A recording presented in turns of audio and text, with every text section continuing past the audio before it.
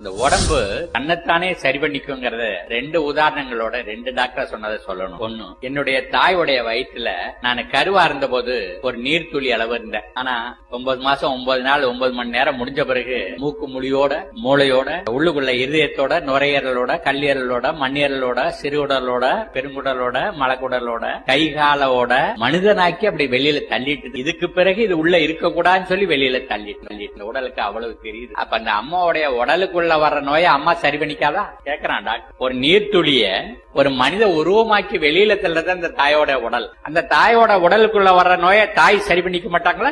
என்ன சொன்னான்னா, லங்கனம் பரம ஔஷதம். எதை உண்டியோ அதனால நோய் வருகிறது. நீ உண்டதை இப்படி விலக்கி வச்சுன்னா நோய் விலகுகிறது. நம்ம விரதம் இருக்குங்கிறது எல்லா சமூகத்திலயும் இருக்கு. சாதாரண விரதம் எல்லாம் காணாது. ஒரு 3 நாளைக்கு தண்ணியை மட்டும் குடிச்சிட்டு உடம்புல வேண்டாத சதையெல்லாம் சக்தியா மாறி கழிவா மாறி வெளியே போயிட்டே இருக்கு.